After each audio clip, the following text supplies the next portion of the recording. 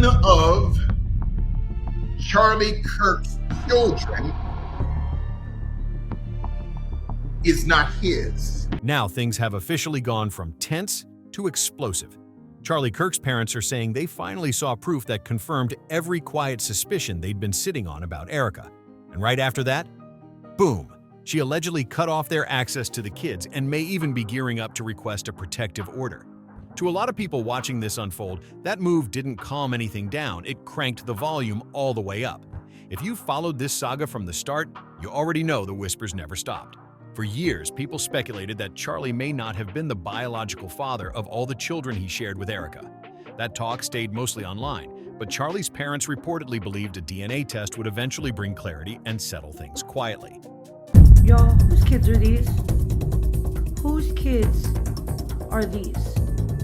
Erika Kirk provided this as proof of where she was September. What they never expected was Erika shutting the door before any conversation could even happen. That sudden cutoff is exactly why this is headed to court now. Insiders say Charlie's parents feel boxed out and silenced, and they're not willing to let Erika control the entire narrative from behind closed doors. To them, this isn't about drama, it's about answers, and they believe the truth shouldn't be off limits or buried under legal walls. So now everyone's asking the same question loud and clear. Was Erika always planning to cut Charlie's parents off, or did something happen that pushed her into panic mode? The timing feels sharp, the moves feel defensive, and the lack of transparency has people raising eyebrows all over the internet. For months, online voices had been pushing Charlie's parents to request DNA testing, and at first, many felt that was crossing a serious line. A grieving widow deserved compassion, not interrogation. But as time went on, some of Erika's actions started feeling less private and more performative, and that's when public opinion began to shift. Sources close to the situation say Charlie's parents were forced to face a reality they'd been avoiding for a long time. I will never forget the time I was in Israel with my husband, well, that was the second time, but the first time with my mother on a pilgrimage. And I was standing in the ticket line, and I remember looking behind me, and in the snake of the ticket line was a guy who looked very familiar. I had no idea who he was. And I told my mom, this guy looks so familiar. And as a typical mother, she said, go and say hi. No, we were late for our flight, and I'm not going to come off like a crazy person. That's just weird. That ended up being Charlie. Nothing is by coincidence. Now, did we know that no, not until we were like 3 months into our relationship and looking at timestamps. Moving forward after loss is normal, but critics point to what they describe as a full-blown public grief circuit, packed with high-energy appearances, media moments, and a tone that didn't sit right with everyone. To them, it didn't feel like quiet mourning. It felt staged, and that's when trust really started to crack. And now, with lawyers involved and emotions running hot, this situation is no longer staying behind the scenes. Every move is being watched, every silence is being questioned, and people are waiting to see who finally breaks and what comes out when they do. For Charlie's parents, this crossed way beyond hurt feelings. They saw it as blatant disrespect to Charlie's memory and a personal slap to their faces. In their eyes, Erika acted like Charlie didn't leave behind parents, family, and people who loved him long before she ever entered his life. Watching her dominate the spotlight felt less like honoring him and more like positioning herself for whatever came next, and that burned deep. To them, it looked like Charlie's life was being reduced to a prop in someone else's storyline. Instead of quiet remembrance, they saw polished appearances, calculated moments, and what felt like a performance aimed at staying relevant. And while Erika moved forward publicly, Charlie's parents were left grieving in private, feeling erased from a story they helped write long before cameras or headlines. But what truly shook them was how Erika handled the kids. According to insiders, there was no pause button, no extended moment of grounding or emotional presence after such a massive loss. The children had just gone through something life-altering, yet sources say Erika was back on the move almost immediately, leaving others to step in and fill the gaps. That speed didn't just raise eyebrows, it set off alarms. People close to the family say Charlie's parents were stunned by how quickly Erika seemed to detach from day-to-day parenting during such a sensitive time. It forced them to ask questions they never wanted to ask, questions no grandparent wants even crossing their mind. You remember I told you that Daddy was working with his friends from heaven to send you presents every day, so you always know you're loved? See? This is Sesame Street. It is. Sesame Street. I know, it's Sesame Street, but all these are for you, baby. that's when the quiet doubts got louder. Charlie's parents reportedly started wondering if Erika's behavior made sense only if the emotional weight of the loss wasn't what it appeared to be. That thought alone was enough to keep them up at night, replaying moments, patterns, and things that suddenly felt off. This is where the situation really starts to spiral. Over the last few months, more details about Erika's past have surfaced, shedding light on why Charlie's parents felt DNA testing wasn't optional. It was necessary. This isn't random internet chatter. Erika herself has publicly contradicted her own story multiple times, and those contradictions are documented. She's admitted more than once to reshaping her background to appeal to Charlie. That goes beyond glossing over parts of her entertainment history. It extends to the very foundation of their relationship, including how they met, a story that keeps changing depending on the moment.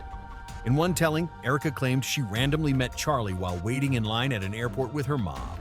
In other versions, the setting, timing, and details shift just enough to raise suspicion. To Charlie's parents, these weren't harmless memory slips. They were warning signs stacking up, each one louder than the last. In yet another version of her story, Erika claimed she was introduced to Charlie by Tyler Bauer, the current COO of TPUSA, who allegedly wanted to connect her with Charlie for a job interview. She framed it like a clean professional setup that just happened to turn into something deeper between 2018 and 2019, almost like fate stepped in at the perfect moment. And that was until I hosted the first Trump rally in Trump rally history right here in Arizona in 2015. I got a call from Miss Erika Kirk, Miss Arizona 2012. I just want to help, she said. So naturally, I put her right behind the president at that first rally. But once people started digging, that timeline didn't hold up very well. Publicly available information suggests Erika may have already known of Charlie as far back as 2015, even if he wasn't aware of her yet. And here's the detail that really made people pause. Erika already knew Tyler Bauer during that earlier period, which makes the whole first introduction story feel shaky at best. Then things get even messier. Erika's ex, Cabot Phillips, who she was in a very serious relationship with at the time, also knew Charlie personally. There are real photos out there of Cabot and Charlie hanging out and playing basketball together. So the idea that Erika somehow had no connection, no overlap, and no awareness until years later just doesn't add up to a lot of people. That so-called meet-cute story started sounding more like a carefully edited script than a real memory. And the worst part for Charlie's parents is that none of these contradictions came to light until after Charlie passed away. By then, they weren't just questioning a few details, they were questioning everything. If someone could build an entire backstory just to get close to their son, what else could be fabricated? But here's the moment that truly pushed Charlie's parents over the edge. Erika had repeatedly claimed that Charlie was the only man she ever seriously dated. That statement didn't survive even basic scrutiny. Records, interviews, and old posts show she had multiple relationships before Charlie, and one of them was especially serious. That relationship was with professional baseball player Tyler J.T. Massey. At the time, Erika appeared fully invested and emotionally attached. She publicly called him her favorite human, her best friend, and her incredible boyfriend, and she didn't shy away from showing how close they were. Things got even louder after an interview with Arizona Foothills magazine. Engagement-style photos of Erika and JT started circulating online, and many people genuinely believed they were headed toward marriage. The images, the captions, the tone, it all pointed in that direction until the relationship abruptly ended for reasons that were never clearly explained. Done eating, and he just looked at me and he goes, you know, I'm not going to hire you. And I said, I did not need the job. I said, I was fine with consulting with you guys if you needed anything with regard to help. I have plenty of things going on in New York City. He said, I'm going to date you. When Charlie's parents lined all of this up, the shifting timelines, the rewritten history, the past relationships that didn't match her claims, it stopped feeling like coincidence. To them, these weren't small mistakes or fuzzy memories. They looked like patterns. And once those patterns became visible, there was no unseeing them. But the moment that truly blindsided Charlie's parents came when an old video resurfaced of Erika and JT at a Trump rally. Standing between them was a young girl who looked almost identical to JT, and that visual alone sent shockwaves through everyone watching. Almost instantly, speculation exploded online, with people questioning whether Erika already had a whole other family before she ever got involved with Charlie. Now, even if Erika never had children with JT Massey, that still doesn't explain the lightning-fast timeline that followed. She went from cozy couple dates with one ex to dating, then getting engaged to Charlie in less than a year. And the missing link in that timeline just so happens to be Cabot Phillips, a name that keeps popping up in uncomfortable places. Cabot Phillips isn't just another ex. He's now a significant figure within TPUSA, and his background has raised eyebrows for years. Between his political ties and family connections, rumors have swirled nonstop, with some people even questioning whether he played a role in steering events behind the scenes. That alone made Charlie's parents uneasy, but the details didn't stop there. The biggest red flag? Less than a year before Erika and Charlie got engaged, Cabot was posting photos of himself and Erika on painting dates, openly confirming they were together at that time. That overlap shattered the clean timeline Erika had presented and made the entire story feel stitched together instead of natural. Then, things got even stranger. So I happened to be there in Israel too. And so I was on a pilgrimage with my mom in Israel, and I turned around and I saw someone who looked super familiar. Y'all, this Erika Kirk Israeli honeypot story just got way more sinister. Does anyone else think this is Erika Kirk putting in fake tears into her eyes? Let everyone see what true evil is. This is something that could impact a generation and generations to come. Around the same time Erika and Charlie welcomed their first child, Cabot publicly announced that he had also welcomed a baby. Once people noticed that coincidence, the DNA questions stopped sounding like fringe internet chatter and started feeling impossible to ignore. What really threw everyone off was Erika's response, or lack of one. Insiders say she didn't fight the idea of DNA testing, but she also never addressed it directly. She never answered the questions, never denied them clearly, and never stepped in to shut the rumors down. And when Charlie's parents demanded the truth, sources say she stayed eerily calm and silent, which made it feel like she already knew how this would play out. That silence spoke louder than any statement. To many watching, it looked less like shock and more like strategy. As if Erika had planned several moves ahead and was sticking to the script no matter how loud the noise got. Meanwhile, the tide online has turned fast. The same supporters who once backed Erika during the early days of her public grieving are now pulling away hard. Defending her has become nearly impossible, and even longtime fans admit they no longer understand her choices. Comment sections have turned brutal. Posts criticizing her behavior go viral within hours, memes rack up millions of views, and the tone has shifted from sympathy to outright disbelief. Erika can ignore the backlash if she wants, but one thing is clear. The goodwill she once had simply for being Charlie's wife is disappearing fast, and there's no sign it's coming back anytime soon. But here's where everything flips completely. But what I will say is, when I lived out here, I was here for 5 years. I never dated here because I saw vicariously through my roommate how terrible it was. Somehow getting drinks was the replacement of having coffee and breakfast. I personally would rather have coffee or brunch with someone than going, I don't drink. I find it unproductive, not because I'm holier than whatever. I just don't operate that way. But I always thought it was very strange how she would go to drinks with one guy and then go to dinner with another. So it goes twofold here.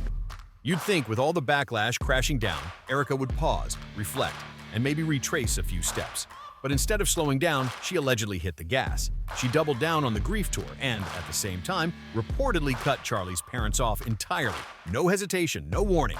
According to insiders, Charlie's parents are now fully shut out. No visits, no sleepovers, no casual drop-ins, not even a short hello, just silence. And that hard cutoff is what finally pushed them past the point of patience. This isn't about trying to talk anymore.